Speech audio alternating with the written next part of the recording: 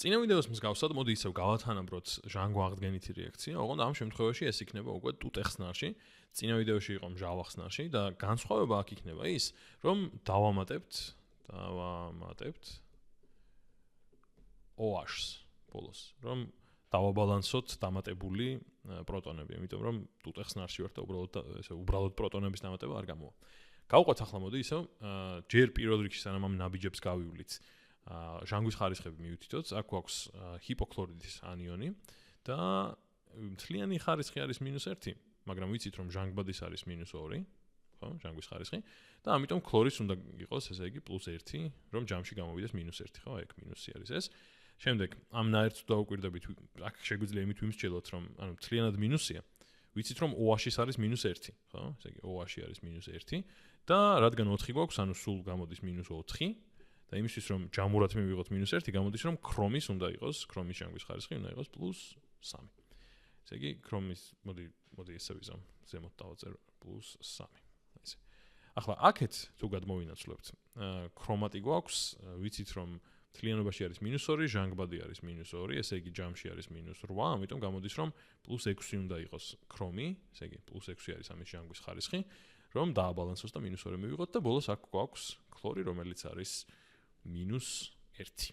ესე იგი ახლა რა მოხდა? ნუ ქლორი და ქრომი გვაინტერესებს. ქლორი იყო +1 და გახდა -1, ხო?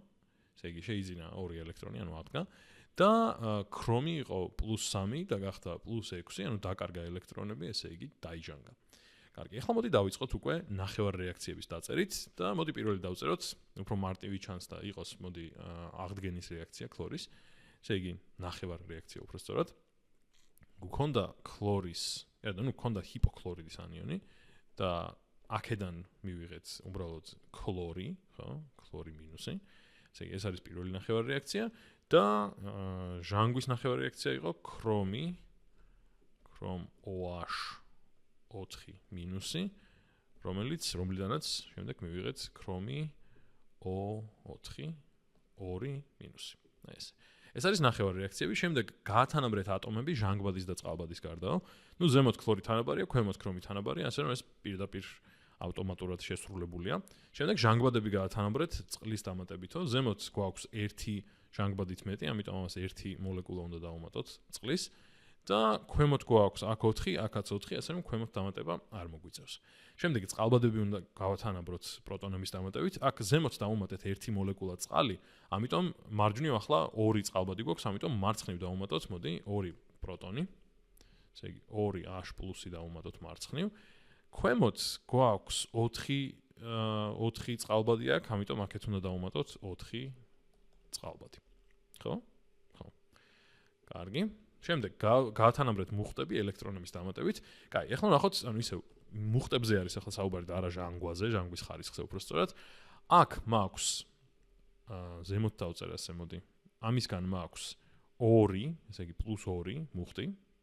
შემდეგ ამ ნაერთისგან გვაქვს -1 მუხტი და აქეთ ამ მხარეს გვაქვს უბრალოდ -1, ხო? ესე იგი საბოლოო ჯამში გამოდის, რომ მარცხენა მხარეს არის 2 დადებითი მუხტით ჭარბი, ხო? მუხტი. ასე რომ ეს რომ გათანაბრდეს ეს ყველაფერი, მარცხენა მხარეს დავუმატოთ 2 უარყოფითი მუხტი, ანუ 2 ელექტრონი და აქედან მივიღებთ ახლა -2 და შესაბამისად -2 +2 -1 -1 და ყველაფერი თანაბრად არის. ანუ მარცხენა მხარეს დავუმატეთ უბრალოდ 2 ელექტრონი.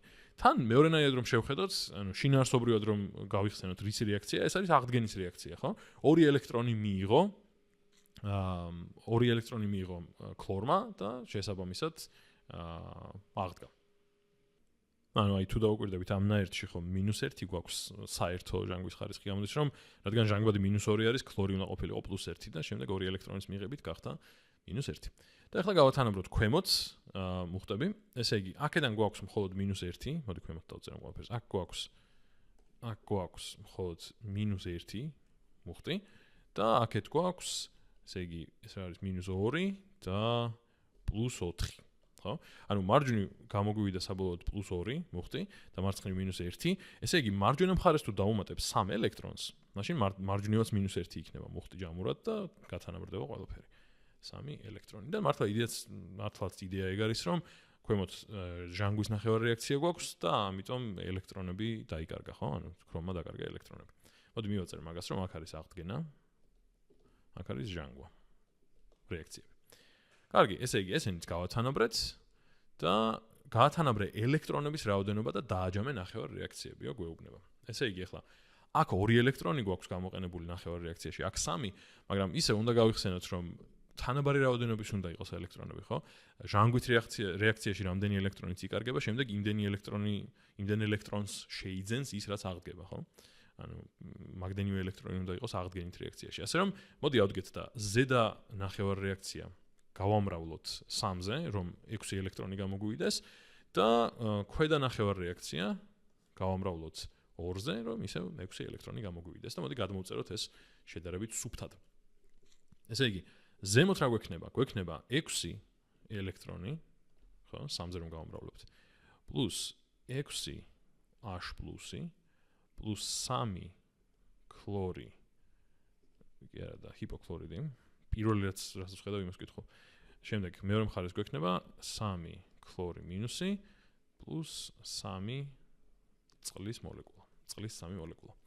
და მეორე ნახევარი რეაქცია 2-ზე უნდა გავამრავლოთ, ესე იგი გვაქვს 2 ქრომ OH4 მინუსი და მეორე მხარეს 2 ქრომ O4 მინუსი პლუს 8H პლუს 6 ელექტრონი.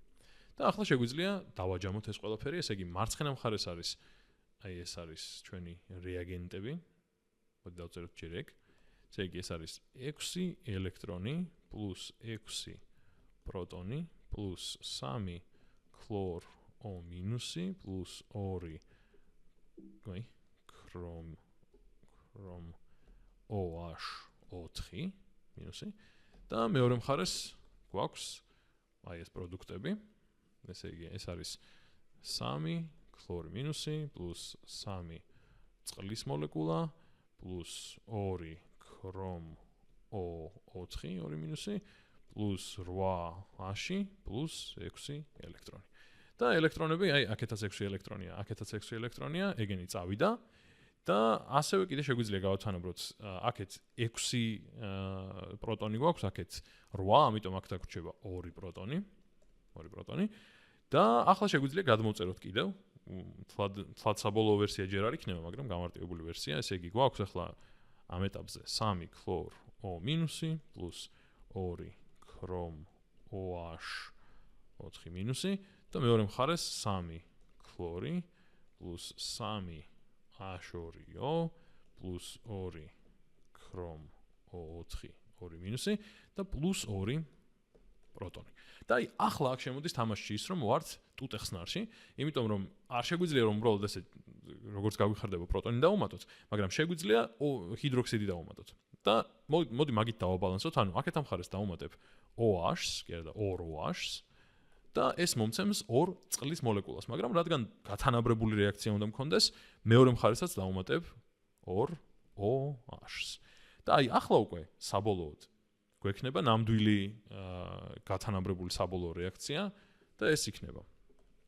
ესე იგი 3 ქლორი O მინუსი პლუს 2 ქრომ OH მინუსი პლუს აი ეს, რაც დავუმატეთ, ხო? 2 OH დავუმატეთ და მეორე მხარეს გვექნება 3 ქლორი მინუსი, ეს მოგცემს 2 წყლის მოლეკულას, ამიტომ გვექნება 5 წყლის მოლეკულა უკვე 3-ის ნაცვლად პლუს 2 ქრომ O4. და აი ახლა მივიღეთ საბოლოო გათანაბრებული რეაქცია და შეგიძლიათ შეამოწმოთ, როგორც წინა ვიდეოში შევამოწმეთ, უბრალოდ ახლა ამაზე აღარ დავხარჯავ დროს.